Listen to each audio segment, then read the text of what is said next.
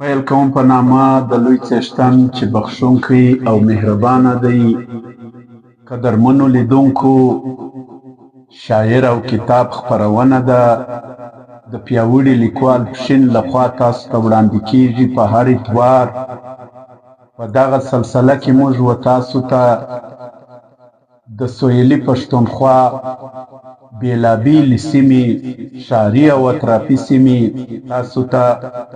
د دې سیمو شاعران، لیکوال معرفي کوو او هغوی چې خپلې مورنۍ ژبې پښتو ته کوم خدمت کړی وي، یا یې کتاب چاپ کړی وي، یا یې نثر چاپ کړی وي، یا یې تاریخ چاپ کړی وي، یا یې لنډې کیسې یا افسانې چاپ کړي وي، یا یې خپله شاعري چاپ کړې وي، نو موږ د هغه قدرمنو شاعرانو، لیکوالو کتابونه په تاسو پیژنو، په دې خاطر چې تاسو یو د کتاب سره مینه پیدا کړئ، دویم د خپلې علاقې او د خپلې سیمې ادیبان او شاعران وپیژنئ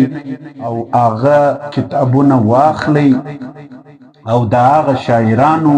چې زموږ خپل سیمه ییز خلک دي، زموږ خپل سیمه ییز شاعران دي، له موږ څخه حوصله افزایي غواړي، ډاډګیرنه غواړي او موږ د هغو ستاینه وکړو. هغوی چې کوم پښتو ژبې یا خپل قام له کوم کار قلمي کړی وي، هغه کار وستایو او هغوی ته ډاډ ورکړو، هغه مطمئنه کړو چې هغوی کوم کار کوي، نو په هغه کار کې موږ هغوی وستایو، په خپل کار باندې ډاډمن سي، مطمئنه سي چې موږ کوم کار کوو، قام هم د موږ سره په دې کې برخوال دی. نو نن موږ تاسو ته د ژوب د سیمې قدرمن شاعر زیارکش مندوخیل چې پر لومړۍ شعري ټولګه یې موږ په تیرو خپرونو کې وینا کړې وه او نن موږ تاسو ته د ده دویمه شعري ټولګه در پیژنو. د ما سره د نن په خپرونه کې پروفیسر فیض محمد شهزاد صاحب او ډاکټر عصمت الله ترین صاحب تشریف فرما دي، زموږ سره په دې خپرونه کې حاضر دي. نو موږ غواړو چې له تاسو سره د زیارکش مندوخیل دغه کتاب تاسو ته معرفي کو او په تاسو یې وپیژنو. زیارکش مندوخیل ملتپال او د قام سره مینه لرونکی ځوان دی. دی د شهزاد صاحب تر ټولو لومړی به د دغه انتخابي کلام چې د کتاب پر شا باندې ورکړی دی، دی وایي چې غم لړلي ورځې شپې دي له یادونو تر دردونو. غم لړلي ورځې شپې دي له یادونو تر دردونو، مزل ګران ترخې لمحې له یادونو تر دردونو. غم لړلي ورځې شپې دي له یادونو تر دردونو، مزل ګران ترخې لمحې له یادونو تر دردونو. هیڅ مې نه پرېږدي قرار ته قلم مات توره مې پڅه،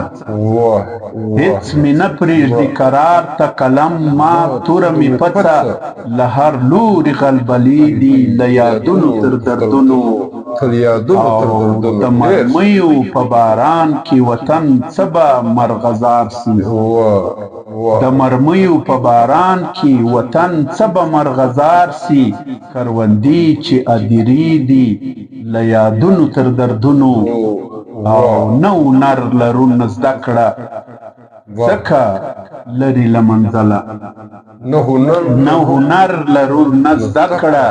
ځکه لرې په تش لاس مقافلې دي له یادونو تر دردونو.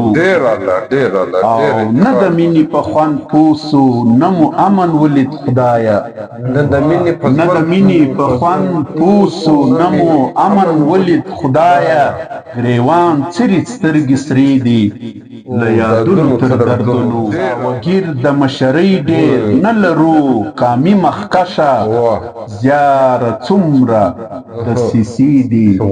له یادونو تر دردونو. ملګرو کش صاحب د یادونو تر دردونو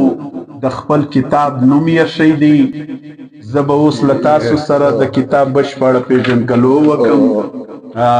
دا کتاب نوم له یادونو تر دردونو، شاعر زیارکش مندوخیل، خپرونکی ویش لیکوال ادبي ټولنه ژوب او چاپکال 2012، کمپوزونکی سرباز پښتون، تصحیح ډیزاین بارکوال میاخیل، چاپچاری لمر خپروندوی ټولنه کوټه، چاپ شمیر 1500، چاپځای یونایټډ پریس کوټه. له شاعر سره تماس نیولی شئ 0315 50 0 0315 5015 060. پر دغه نمره باندې تاسو د زیارکش صاحب سره خپل هم تماس نیولی شئ. زیارکش مندوخیل دغه کتاب چې بارکوال میاخیل سریزه لیکلې ده او د خپل هم ورباندې لیک کړی دی. د زیارکش مندوخیل په کتاب کې ټولي غزل او نظمونه زه تاسو ته درښیم. شهزاد صاحب خپل نظر ورکړه. ډېره مننه د پیاوړي لیکوال صدر تیمورشاه کمال، د ستړي پښتون پیج چلوونکی محمد وحید لیوال، ډاکټر عصمت ترین صاحب، د یو داسې چا سره د معرفي کلمه چې زیارکش مندوخیل زه په شخصي حواله پېژنم، په ژوندۍ بڼې پېژنم، ناقه ولاړه ورسره لرم. د ده په فکر خبر یم، د ده په سیاسي، نظریاتي، علمي حوالو چې کوم دی نه لږ ډېر څه پوره په خبر یم. زیارکش د یو داسې خاورې سره تړون لري لکه ګرشه د سرکشو، د اتلانو، د مشرانو مسکن دی. خوشاک خو پکې دومره عام دی چې د هر چا څه پوښتنه وکړي نیمه خوشاک څه درش خوشحاله په ژبه دی. او خوشحال به د هغه چا په ژبه وي څوک چې د قام مینه لري، څوک چې د ملت مینه لري، څوک چې د خاک د وطن مینه لري. او بیا زیارکش چې کوم دی نه هغه یو مترقي قام پرست، پر قام مین، پر ژبه مین. نو چې پر قام مین وي، پر ژبه مین وي، په خاورو مین وي، یقینا د هغه شعر چې کوم دی هغه به ژوندی وي. لکه دی چې ژوندی دی، د ژوندي شعر تخلیقات دی. او دومره ښه علمي حواله لري، دومره ښه سیاسي، نظریاتي او فکري حواله لري چې هر حواله یې معتبره ده. او زه شعر باندې که هر څو وګایږم نه چې ما درته وویل چې دا د ژوندي شاعر شعر دی، لیکن ادب د ژوند تفسیر هم دی. او شاعر و لیکوال دا بارګیننګ ټوله تاریخ په دا خبر دی او معلوم دی چې هغه په دې خبره در سره سمجوته نه کوي. څه چې ویني هغه د ده اظهاریه، هغه انځوروي. د ده مخته د وطن بربادۍ، د قام بربادۍ، د قام چې کوم ستونزې دي دا ټوله د ده مخته دي. همدغه د ده عنوانات بیا خصوصا دا کومه چې کرشه ده نه، دغه کرشه د ده د زړه ور زخمي کړی دی. پر دغه کرشه دی دومره ګایدلی دی چې دغه کرشه د ده د شعر عنوان هم دی، د ده د فکر عنوان هم دی، بلکې باید چې دا د هر پښتانه د زړه عنوان شي. نو د ده هر شعر چې دی هغه د معنا څخه هم ډک دی، د مفهومه څخه هم ډک دی. بیا ما تا ته وویل چې دا ژوب چې دوی د داسې خلکو مسکن دی لکه ساحي کمال خان، رحیم ارباشاد، عبدالرحیم لالا مندوخیل، او بیا شاعران تا ته در معلوم دي نه.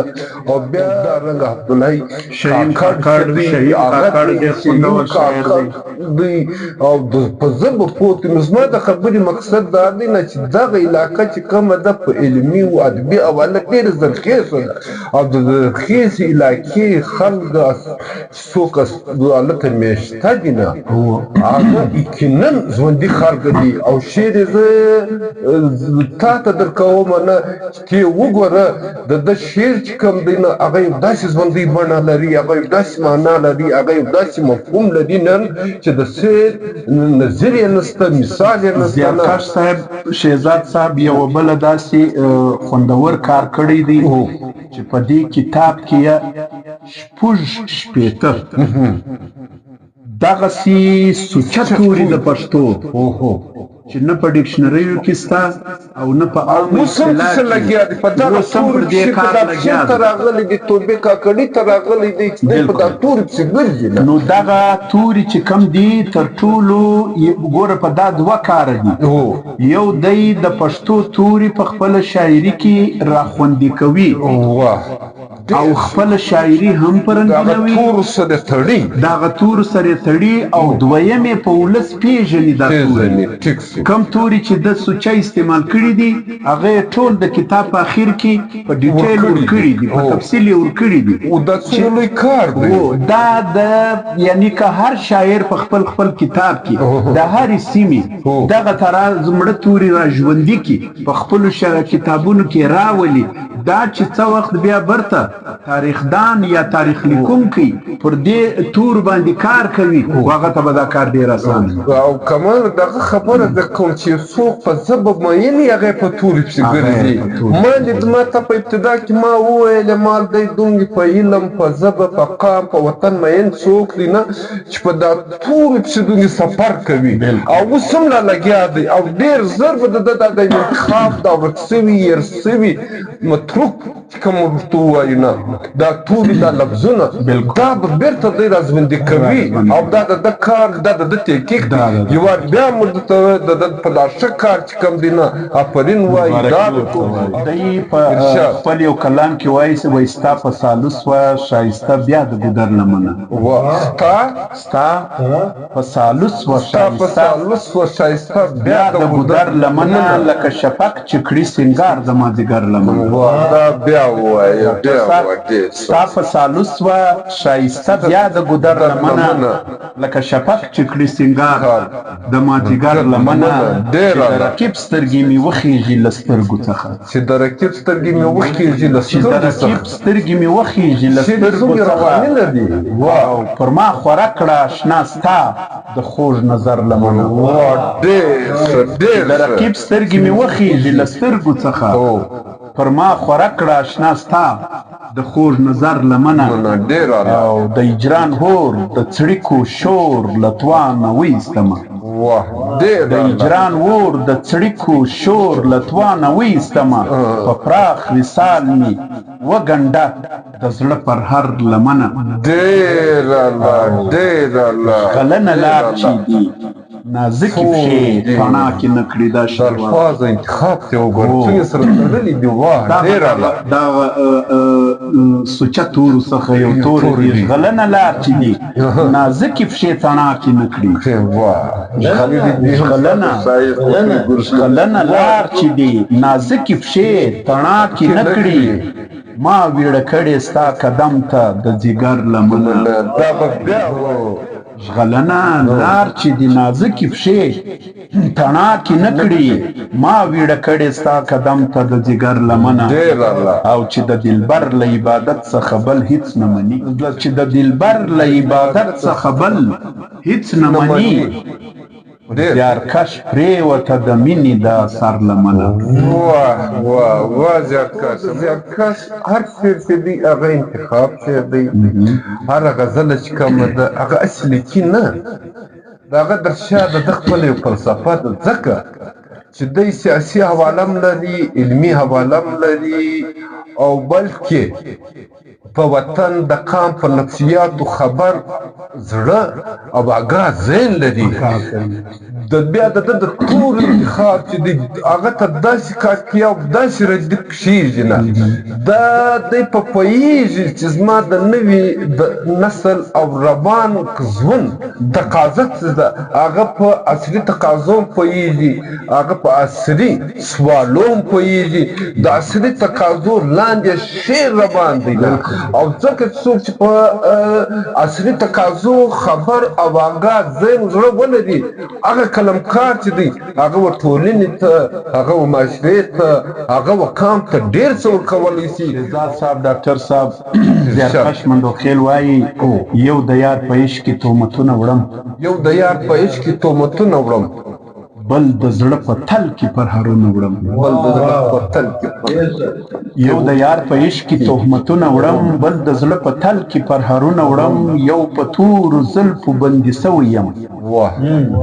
یو په تورو زلفو بندي سوی یم بل د باڼوګانو ګزارونه وړم ډېر اعلی یو په تورو زلفو بندي سوی یم بل د باڼوګانو ګزارونه وړم یو مې خوله ترخه له غمازانو تل یو مې خوله ترخه له غمازانو تل بل هم د ریبار نخرې نازونه وړم ډېر څه به د قام د وړې د قام دپاره وازیارکش یو مې پښې تڼاکې په کوڅه د یار یو مې پښې تڼاکې په کوڅه د یار بل په سر د کاڼو بارانونه وړم یو مې پښې تڼاکې په کوڅه د یار بل په سر د کاڼو بارانونه وړم یو د هجران شپې دي سهار کېږي نه یو د